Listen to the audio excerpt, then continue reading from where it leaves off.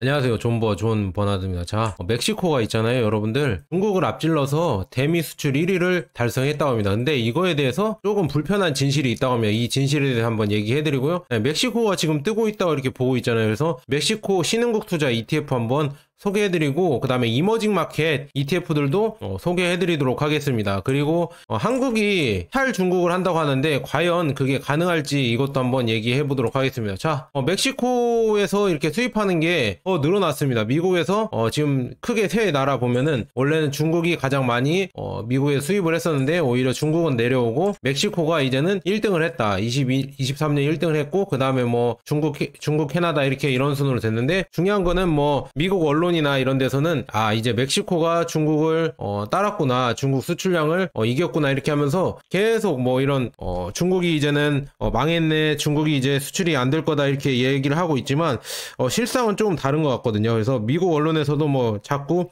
중국에 대한 의존도를 줄였다 이렇게 하면서 이거를 계속 기사화 시키면서 여러 도표로 이렇게 보여주면서 이렇게 하고 있지만 중국으로부터 수입액이 줄었다는 거지 실상을 보면은 별로 줄어들지 않았다 이렇게 얘기가 나오고 있거든요. 그래서 멕시코가 중국을 지금 앞서서 수출을 많이 하면서 뭐 미국은 뭐 리쇼어링 한다 뭐 이런 얘기가 나오고 있지만 지금 외국에 나갔던 공장을 미국으로 계속 들여오고 있어요. 하지만 뭐 이게 뭐 유럽에서는 뭐 미국으로 갈 수 있어요. 근데 왜냐하면은 미국의 값싼 이런 뭐 원자재나 이런 걸 구할 수 있으니까, 원유나 이런 에너지 자원을 구할 수 있으니까 옮겨갈 수도 있겠지만 중국이나 다른 뭐 한국 기업들도, 물론 한국 기업도 미국 내 생산을 할 수도 있겠죠. 왜냐하면은 한국에서는 이렇게 생산하면 미국의 관세 영향을 받으니까 관세 혜택이나 미국 관련해서 이런 미국 내수 시장을 공략할 수 있으니까 그거에 따라서 미국으로 공장을 짓고 있는데 실상은 지금 중국은 제가 봤을 때는 미국으로 직접 못 가니까 그거를 멕시코나 베트남으로 돌리는 것 같습니다. 그래서 이런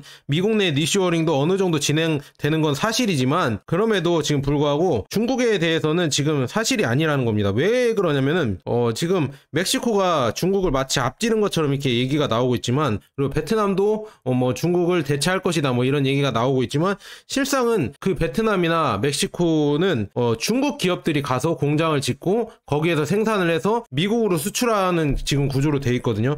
여러분들 생각 한번 해보세요. 멕시코나 베트남에 어떤 뭐 1위 기업이나 뭐 세계적인 기업이 여러분들 전자회사나 자동차 회사나 이런 게 기억이 됩니까? 기억이 안 나잖아요. 그런 거 보면은 결국은 똑같아요. 우리나라도 해외 공장을 지었잖아요. 멕시코, 태국, 뭐 베트남, 필리핀 이런 데다가 삼성전자 공장을 지으면서 거기에 생산해서 수출을 한 것처럼 중국도 이제는 자기 나라의 뭐 CATL이나 비아디나 아니면 새로운 기업들 있잖아요. 그런 기업들이 뭐 멕시코나 아니면은 베트남으로 가서 거기에서 이제 값싼 노동력으로 그걸 생산을 해내겠죠. 그래서 이렇게 지금 보면 중국 기업들이 멕시코 공장에 지금 공장을 설립하고 있습니다. 멕시코에다 공장을 설립하고, 즉 멕시코로 지금 중국의 중간 제품이 멕시코로 보내지면서 이제 멕시코에 중국 공장이 많이 지어진단 말이에요. 지어지면서 거기서 완제품을 만들어서 메이드 인 멕시코로 택가리를 합니다. 택을 갈아서 미국으로 수출하는 거다. 그래서 그 방식이 이렇게 바뀌면서 점점 이렇게 멕시코에서 미국으로 수출이 늘어나고 있다. 그런 구조라고 보시면 될 것 같아요. 그래서 지금 보면은 지금 뭐 중국에서 멕시코로 수출 있잖아요. 이 수출 수치만 봐도 2016년부터 20년까지는 완만하잖아요. 그런데 갑자기 20년 이후로 급격하게 늘어나는 게 보이시죠? 이게 왜 그러냐면 뭐 트럼프 때 뭐 중국 무역 제재 뭐 이렇게 한다고 그런 것도 있고, 그다음에 이제 계속 바이든 정부도 쭉 중국을 제재하잖아요. 제재하면서 중요한 거는 지금 IRA 법안 이런 것도 있기 때문에 전기차나 이런 기업들도 멕시코에 진출하면서, 멕시코 가보면은 현지 가보면은 이런 중국인들이 엄청 많대요. 생각보다 중국인들이 엄청 많고 중국 사람들도 거기에 많이 지내면서 그 공장에 다닌다고 하고 있거든요. 중국 공장도 많이 들어서고 있고, 그런 거 보면은 이 늘어난 게 지금 우연은 아니다. 지금 어떤 뭐 중국이 값싼, 그러니까 원래는 중국 내에서 생산을 할 수도 있었는데 뭐 노동력 있잖아요. 노동력이 투입하면서 그 뭐라고 해야죠?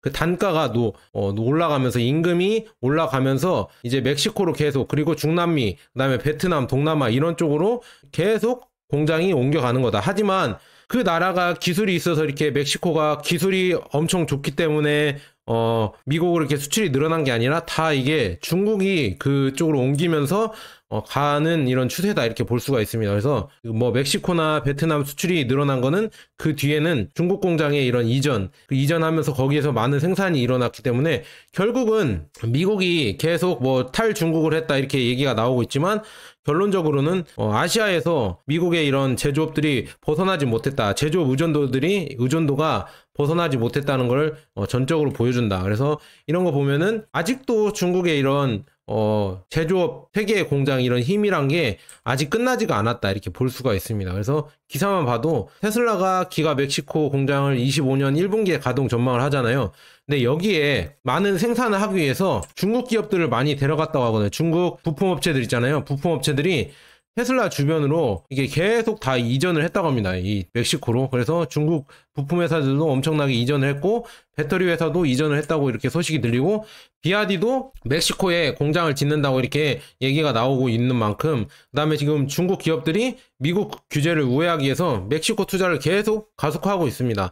하웨이도 여기에 들어가려고 하나 봅니다. 그리고 멕시코에서 미국으로 니쇼링 이걸 효과를 이뤄내기 위해서 계속 멕시코에 이런 공장이 들어서고 있다 이렇게 볼 수가 있고요.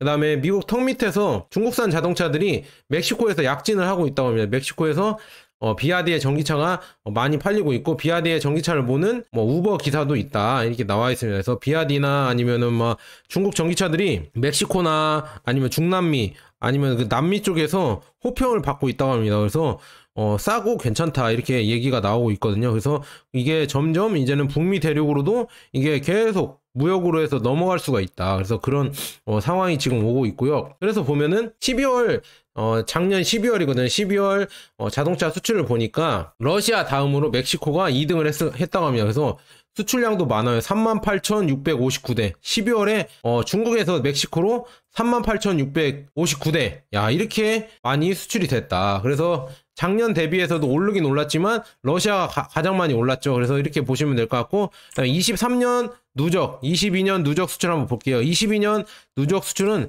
멕시코가 25만 5,664대를 수출해서 1위였다. 야, 대단하죠?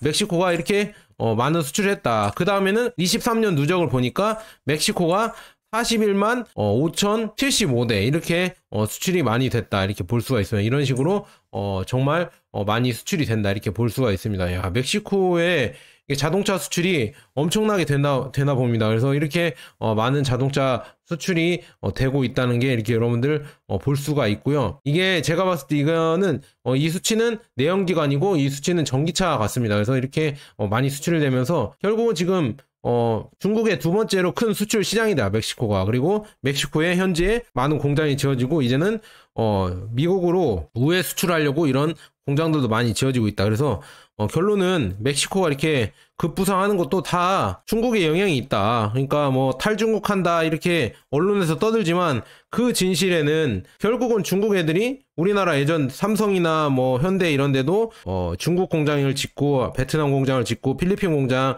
뭐 태국 공장을 짓면서 이렇게 생산을 했던 것처럼 임금이 올라가니까 중국도 이제 임금이 올라가니까 기술력을 갖고 있는 회사들이 이제 뭐 중남미나 동남아로 옮기면서 공장을 짓고 있기 때문에 거기에 수출이 늘어났다. 이렇게 여러분들 이해하시면 될 것 같아요. 그래서 우리나라도 뭐 탈중국을 한다. 이제 미국이 중국이랑 이제 디커플링 되면서 탈중국을 하고 있으니까 우리나라도 탈중국을 할 수 있겠구나 이렇게 얘기를 하지만 그거는 어불성설이다. 그렇게 얘기하면 안 되고 설령 탈중국을 한다고 해도 그거를 앞에서 대놓고 이렇게 얘기하면 안 되고 뒤에서 조용히 해야 되는데 물론 아예 현실상 탈중국을 하기도 힘듭니다. 왜냐? 배터리 소재만 봐도 반도체에는 한 40에서 50%가 중국 중국 원자재 의존도를 갖고 있고요. 배터리 소재는 중국 의존도가 더 높아졌다고 합니다. 뭐 전고체는 96%, 흑연은 95% 이렇게 된다는데 90%가 넘는다는데 사실상 탈중국을 하면은 만들 데가 없다. 탈중국을 하면 우리가 지금 뭐 대표적으로 내세우고 있는 배터리 산업, 2차전지 산업이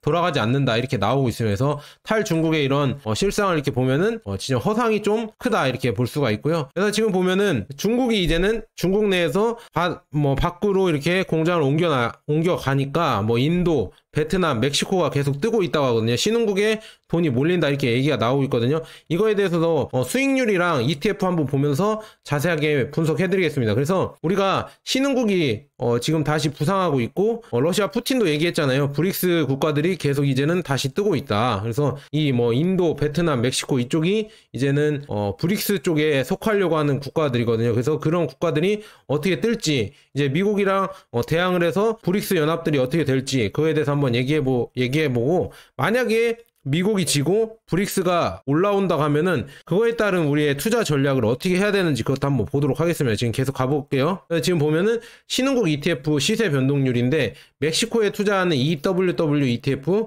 그다음에 뭐 중국에 투자하는 MCHI ETF, 그다음에 인도에 투자하는 인다 ETF, 한국에 투자하는 이런 ETF가 있는데 수익률만 봐도 멕시코가 높았다. 멕시코가 1년 수익률이 높았다 이렇게 나와 있고요. 지금 쭉 보시면은 멕시코에 투자하는 ETF들 3개가 있어요. 크게 3개가 있는데 어디에 투자할까 이렇게 보면은 저희는 한국에 상장한 국내 상장한 에이스 멕시코 MSCI 여기에 투자를 하는 게 가장 좋겠죠. 왜냐? 퇴직연금에도 투자가 가능하고 그 다음에 연금저축 여기에 투자가 가능하거든요. 그래서 저는 이거 연금저축이나 퇴직연금에 들어가고 있거든요. 그래서 이거 이렇게 여기에 투자하고 있고 미국에서 직투한다고 하면은 FLMX 그 다음에 EWW 이렇게 있거든요. 이렇게 있는데 보수만 한번 볼게요. 보수는 근데 지금 보면은 에이스에서 나온 멕시코 ETF는 실부담 비용률이 0.59입니다. 그래서 보수가 생각보다 높다. 그래서 만약에 그냥 멕시코만 투자한다고 하면 FLMX 0.19 이게 가장 보수가 낮거든요. 왜냐 EWW도 0.5라서 보수가 가장 낮은 거는 FLMX다 이렇게 볼 수가 있습니다. 가장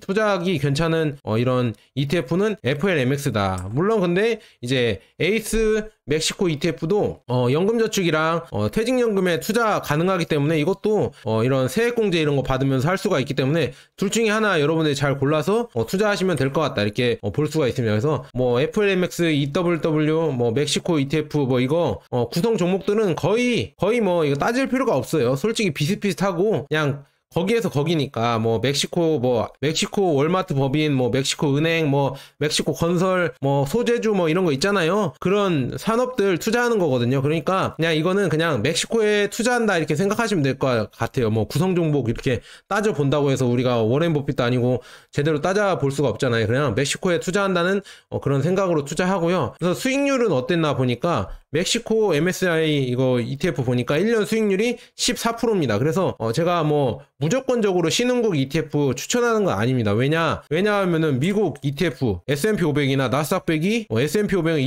21%, 37% 갔거든요. 1년 수익률이. 근데 멕시코 ETF는 14%밖에 못 갔어요. 그리고 인도 ETF는 22% 갔어요. 그러니까 중요한 거는 신흥국이라고 해서 미국보다 뭐라고 해야죠? 수익률이 높을 이런 건 없다. 오히려 미국이 더 높을 가능성이 크다. 그러니까 제가 봤을 때는 이런 에이스 뭐 이런 ETF들 있잖아요. 멕시코나 인도 ETF들은 그냥 해칭 차원, 그냥 보험 차원이라고 보면 될 것 같아요. 이머징 마켓이 갑자기 또 많이 뜨면은 그거에 대한 이런 분산 차원이지 뭐 이걸로 엄청난 수익률을 올리겠다. 그거는 저는 아니라고 봅니다. 그래서 쭉 보면은 베트남 ETF도 있거든요.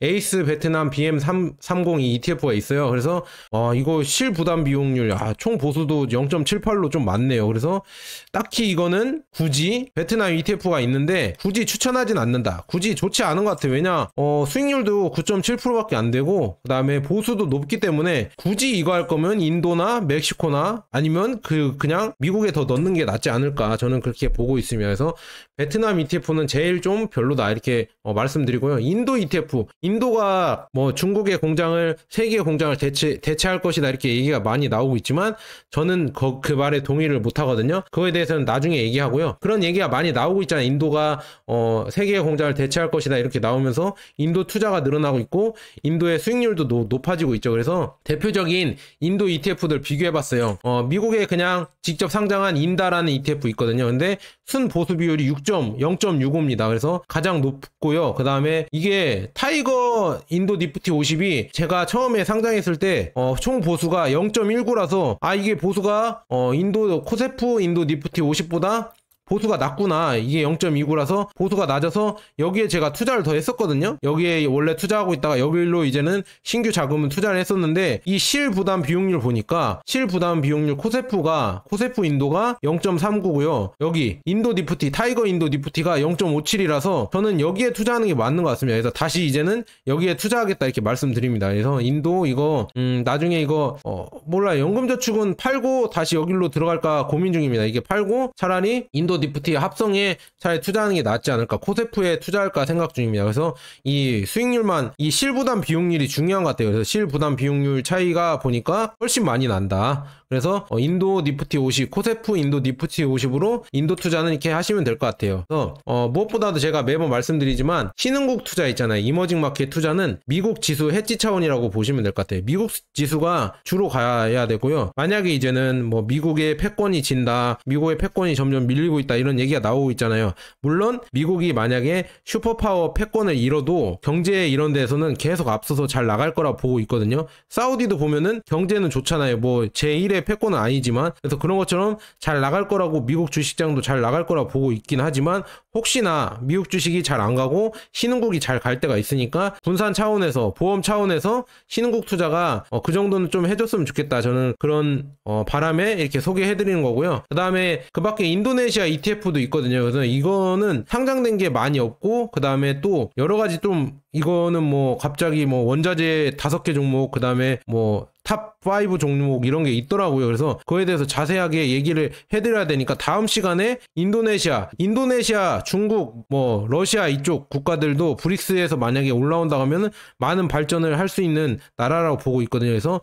여기에 대해서 어떻게 투자해야 되는지 그것도 한번 다음 시간에 마련해 보도록 하겠습니다. 자, 여기까지 좋은 버나드였습니다. 여러분 감사합니다.